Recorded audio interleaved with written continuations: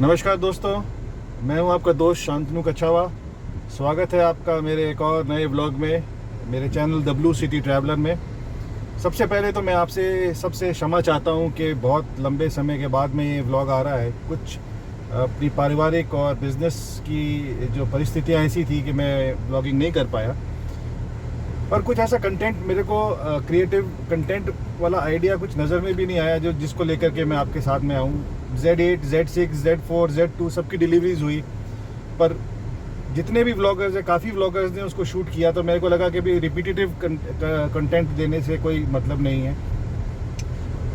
आज मैं आपके पास में जो मुद्दा लेकर के आया हूँ उसके लिए मेरे को काफ़ी भाइयों ने ईमेल भी किए, मैसेज भी किए, मेरे यूट्यूब चैनल के ऊपर भी कई जगह लोगों ने कमेंट किए। वो मुद्दा ये है दोस्तों कि जैसा आपने टाइटल में देखा होगा, 2027 में गवर्नमेंट के एक पैनल की रिकमेंडेशंस है कि गवर्नमेंट को डीजल व्हीकल्स के ऊपर रोक लगा देनी चाहिए। अब इस चीज़ को लेकर के कितने ही भाइयों के मन में इतना ज़बरदस्त संदेह हो गया है कि 2027 में डीजल व्हीकल्स बैन हो जाएंगी। तो क्या डीजल व्हीकल्स 2027 में बैन हो रही हैं, और क्या ये रिकमेंडेशंस थी, और इसके ऊपर गवर्नमेंट का क्या कहना है, और मेरे अपने क्या व्यूज़ हैं, ये मैं आपके साथ में अभी शेयर करूँगा। सबसे पहले तो दोस्तों, जो पैनल ने अपनी रिकमेंडेशंस दी है मिनिस्ट्री, ऑयल मिनिस्ट्री को, वो अपनी थियोरेटिकल जो है एनालिसिस के ऊपर उन्होंने बना करके दी है। गवर्नमेंट ऑफ इंडिया ने भी इसके ऊपर रिस्पॉन्ड किया है कि अभी ये हमारे पास में रिकमेंडेशंस आई हैं, और इस रिकमेंडेशन से स्टेक होल्डर्स यानी कि इससे प्रभावित होने वाले बहुत ज़्यादा लोग हैं, तो उन सब के साथ में हमारे को चर्चा करनी है, उनके सबके सुझाव लेने हैं, इसके प्रोज एंड कॉन्स पे हमें डिस्कशन करना है, और तब जा कर के कहीं हम इस फैसले पे पहुंचेंगे कि हमें क्या 2027 के बाद में डीजल व्हीकल्स के ऊपर बैन लगाना चाहिए या नहीं लगाना चाहिए। मैं कुछ बातें आपके साथ में शेयर करना चाहता हूं दोस्तों। और ONGC का ऑफिस है, इसके बाहर हम गाड़ी लगाते हैं, क्योंकि जो मैं आपके साथ बात करना चाहता हूँ शायद चलाते हुए संभव नहीं होगी। फ्रेंड्स, जहाँ तक कि EVs का सवाल है, EVs के लिए अभी भी बहुत चैलेंजिंग जो है एटमॉस्फेयर सामने है।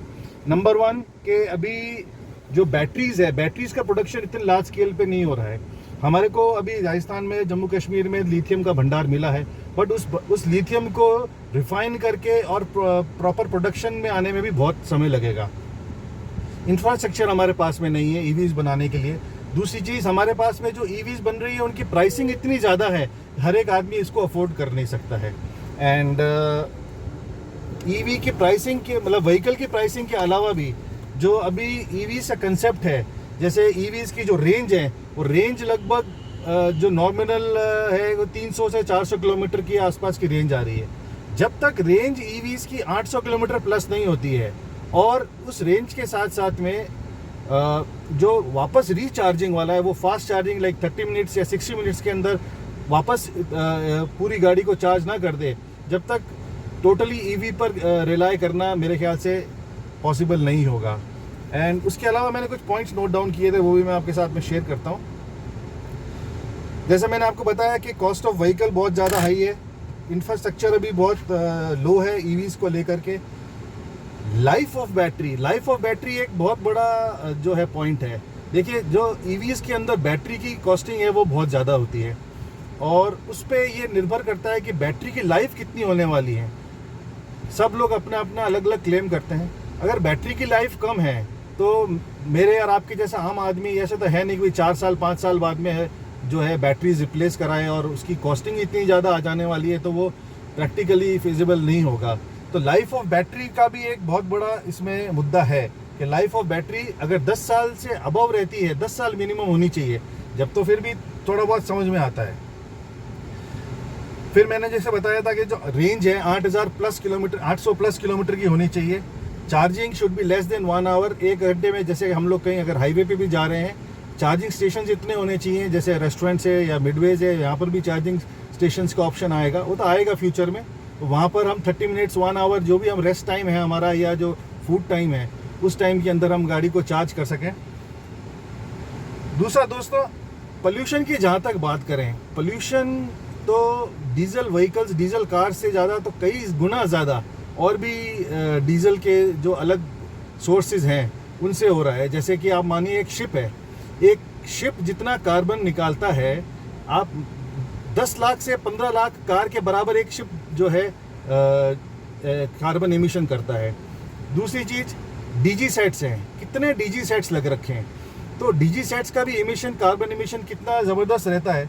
सिर्फ कार्स के भरोसे नहीं, और कार्स में तो अब इतना अभी जैसे भारत 6.2 नॉर्म्स आ गए हैं, तो जैसे जैसे टाइम निकल रहा है वैसे वैसे नॉर्म्स और स्ट्रिक्ट हो रहे हैं। और जो डीजल कार्स है वो भी जो है इतना ज़्यादा पोल्यूट अब नहीं कर रही हैं। तो एकदम से, क्योंकि डीजल एनर्जी जो है काफ़ी कॉस्ट इफेक्टिव एनर्जी है, सोर्स ऑफ जो है फ्यूल है, तो इतनी जल्दी उसको बैन करना मेरे ख्याल से सरकार के लिए थोड़ा सा मुश्किल होगा।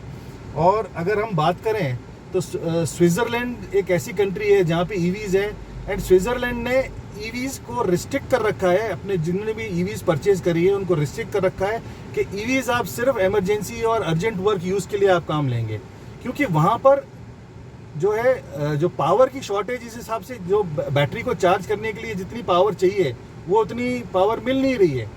तो इसलिए गवर्नमेंट ऑफ स्विट्ज़रलैंड ने ईवीज़ को रिस्ट्रिक्ट कर रखा है इमरजेंसी और अर्जेंट यूज़ के लिए ही, या इम्पॉर्टेंट वर्क के लिए।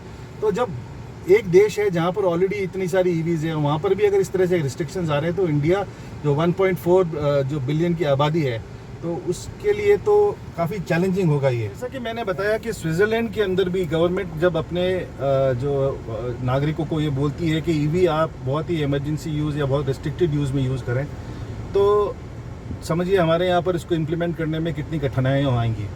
और दूसरी चीज़, मैं एक अपना जो पॉइंट ऑफ व्यू रखना चाहता हूँ कि हम लोग इतनी ईवीज़ अगर बना देंगे, हमारे इंडिया में इतनी गाड़ियाँ हो जाएंगी ईवीज़, हम उसको बनाने के लिए पावर इतनी कहाँ से लाएंगे। आज की तारीख में भी हमारे पास में पावर इतनी हम शॉर्टेज है। जैसे जैसे हमारी आबादी बढ़ रही है वैसे वैसे हमारी पावर नीड्स भी बढ़ रही हैं। तो इतनी पावर नीड्स बढ़ाने के लिए आप और डैम्स बनाएंगे, आप और पावर प्रोजेक्ट्स लेकर के आएंगे, इसका मतलब आप एनवायरनमेंट के ऊपर और ज़्यादा आप जो है नुकसान करने के लिए तैयारी कर रहे हैं। जितनी ज़्यादा पावर होगी, जो पावर की रिक्वायरमेंट होगी, इतने ज़्यादा डैम्स बनेंगे, जितने डैम्स बनेंगे उतना एनवायरमेंटल लॉस होगा अपने को। एंड जो पोल्यूशन डीजल व्हीकल्स अब नहीं कर रहे हैं, उससे ज़्यादा तो नुकसान हमारे को हमारी पावर जनरेशन के ऊपर हमारे को हो जाएगा। तो अभी ये कहना कि डीजल व्हीकल्स बैन हो जाएंगे, ये बहुत जल्दबाजी है। कई भाई लोगों ने मेरे को मैसेज किया कि क्या मैं अपनी स्कॉर्पियो वैन की बुकिंग कैंसिल कर दूं, क्या ये लेना सही होगा। तो दोस्तों, गाड़ियां अगर 1 मिनट के लिए मान भी लेते हैं कि गवर्नमेंट इस रिकमेंडेशन को मान लेती है किसी भी तरीके से, तो भी 2027 तक अगर कोई भी गाड़ी बिकी हुई होगी तो वो एकदम से सड़क पे से गवर्नमेंट इसको हटाएगी नहीं। उसके बाद में भी एक 10 साल 15 साल का एक टाइम पीरियड होगा कि उस टाइम पीरियड तक तो वो गाड़ी चलेगी, प्रोडक्शन उसका बंद हो जाएगा। ये बात मान सकता हूँ मैं।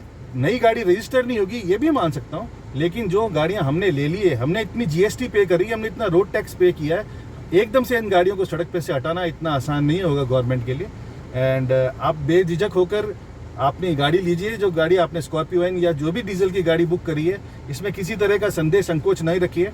एंड डीजल की गाड़ी की जो रॉ पावर है वो शायद दूसरी कोई जो फ्यूल सोर्स जो है वो मेरे को डिलीवर करता दिखना बहुत मुश्किल है। अभी बहुत जल्दी का टाइम है, इतनी जल्दी आप हताश निराश नहीं हुए। आपने जो गाड़ी बुक करी है वो गाड़ी लें और इन्जॉय करें, और उसके बाद में जैसे जैसे गवर्नमेंट के नियम आएंगे उस हिसाब से चलेगा। जैसे अब पहले BS2 था, फिर BS4 हुआ, फिर BS6 आया, BS 6.2 आया।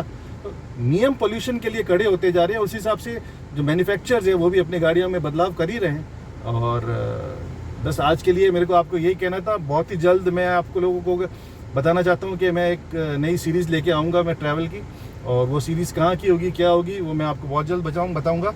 गाड़ी फ़िलहाल मैंने 18,000 चला ली है, इसकी 20,000 वाली सर्विस भी ड्यू है, उसका भी एक अलग ब्लॉग आएगा। एंड अभी तक तो मैं बहुत सेटिस्फाइड हूँ अपनी गाड़ी से, किसी तरह की कोई परेशानी नहीं। एंड आप लोगों ने मेरे चैनल पे इतना प्यार दिया, इतना भरोसा दिया, उसके लिए बहुत बहुत धन्यवाद। उम्मीद करता हूँ ये साथ आपका हमेशा बना रहेगा। और अगर ये व्लॉग पसंद आया या कोई सवाल आपके हैं या कोई सुझाव आपके हैं तो प्लीज़ ज़रूर कमेंट करिएगा, और अपने दोस्तों के साथ इस वीडियो को शेयर कीजिएगा, लाइक कीजिएगा, सब्सक्राइब कीजिएगा। जय हिंद, जय भारत।